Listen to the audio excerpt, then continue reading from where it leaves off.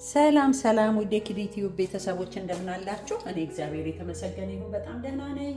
ዛሬ ደግሞ ቶሎ በፍጥነት ለቡና የሚሆን ቁርስ አብረን እንድንሰራ ፈልጌ ነው የመጣሁት። 4 እንቁላል እጠቀምና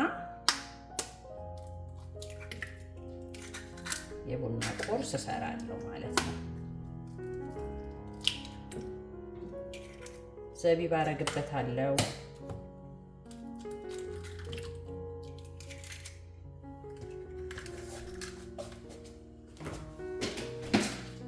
ያው 4 እንቁላሌን አድርጌያለሁ። እሱ ላይ ዘይት ጨምራለሁ።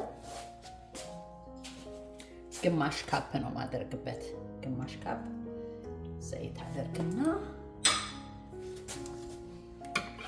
እሱን ሁለቱን ምንም ቀላል ማሽን አያስፈልገው ምን አያስፈልገው እንደዚህ ትልቅ እኔ የበሰለ ሙዝ አለኝ። ከፈለጋችሁ የበሰለ ሙዝ ማስገባት ፈልጋችሁ የበሰለ ከሌላችሁ ለ7 ደቂቃ 350 ዲግሪ ፋራናይት አድርጋችሁ ኦቨን ውስጥ ከተቱት ቆንጆ የበሰለ ባናና ታገኛላችሁ።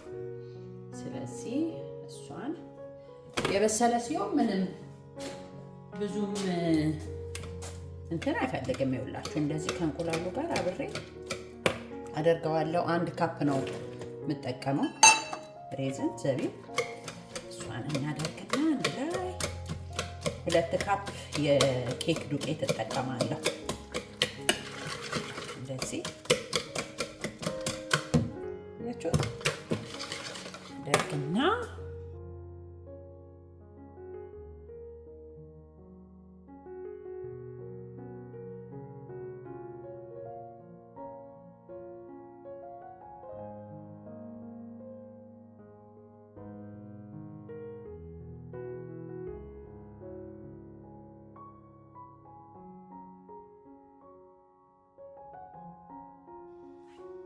አንድ ካፕ ውሃ ወይም 1 ካፕ ወተት እንደሚመቻችሁ ምንም ችግር የለውም። ውሃን ብትጨምሩ ወተትን ብትጨምሩ ችግር የለውም። እሱ ይሄው እንዲህ ሚክስ አረግና 2 ካፕ ዱቄት እጨምርበታለሁ። ይኸውላችሁ ዱቄቱን ጨምሬያለሁ። 2 ካፕ ዱቄቱን ስጨምር አላሳያችሁም፣ ይቅርታ። ግን 2 ካፕ ነው ያደረኩት።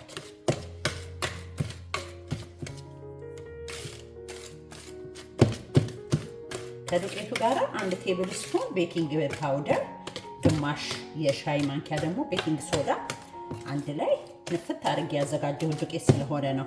መጀመሪያ ሳልቀርጽ ስላዘጋጀሁ ነው።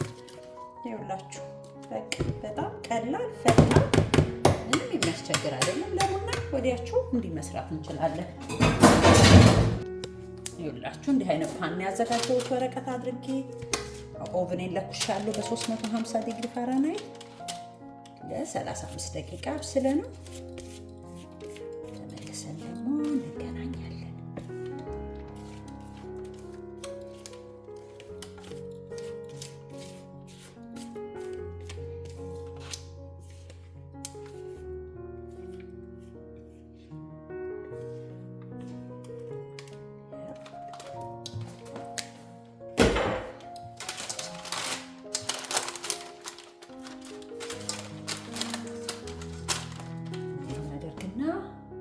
በደንብ እንደዚህ ብናደርገው ጥሩ ነው።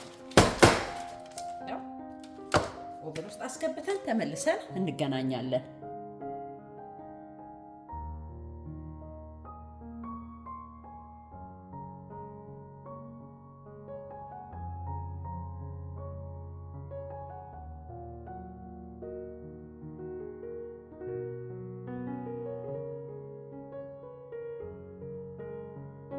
ይኸውላችሁ ይሄንን የመሰለ ቆንጆ ሰርቻለሁኝ። እንደዚህ በቀላሉ በየቤታችሁ ለቡና የምትሆን ቁርስ ሰርታችሁ ተጠቀሙ። ለኔ ቻናል አዲስ የሆናችሁ ሰብስክራይብ በማድረግ ቤተሰብ እንድትሆኑ በትህትና ጠይቃለሁ። በሌላ ቪዲዮ እስክንገናኝ ድረስ በያላችሁበት ሰላም ለእናንተ ይሁን።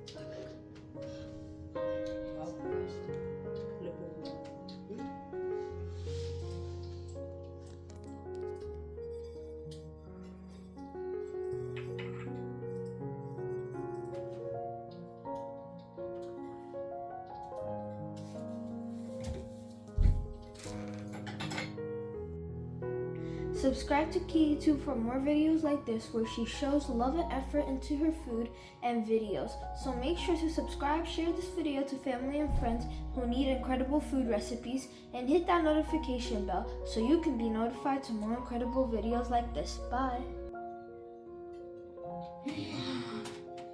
Somebody tell me what happened.